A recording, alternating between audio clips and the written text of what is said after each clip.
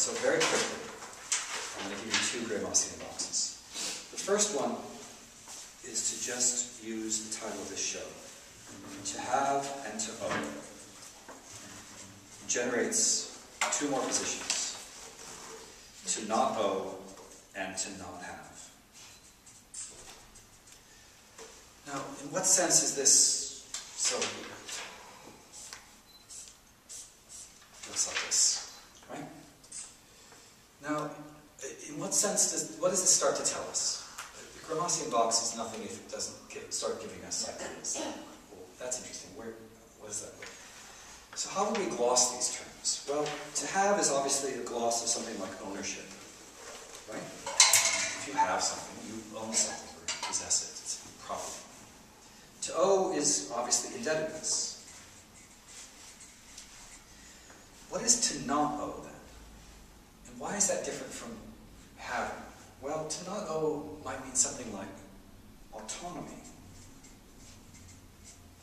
It doesn't necessarily mean you have something, but it means that you don't owe something. And to not have is obviously something like poverty. So now we have four possible positions.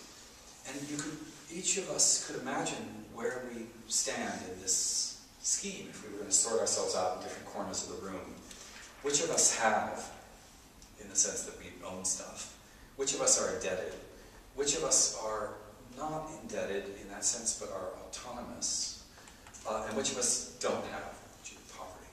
Now, as soon as you lay it out this way, you see, I'm not sure how far you go with this, but you see the problem of credit doesn't appear anywhere here.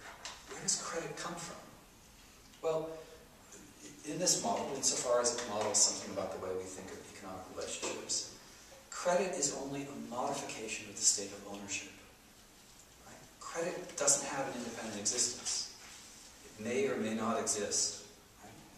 So in that sense, to have and to owe excludes what we might call the elements of generosity or sharing or reciprocity that we might have thought a society would require. So in that sense, this looks like an interestingly closed ideological box. So reciprocity would occur only as a resolution of the initial contradiction, whereas the negation of the bottom terms, is there a relationship between autonomy and poverty? No. That's precisely no relationship. In a society in which it's possible for some people to be autonomous, self-sufficient, and other people to be permanently lacking, there's no social relation.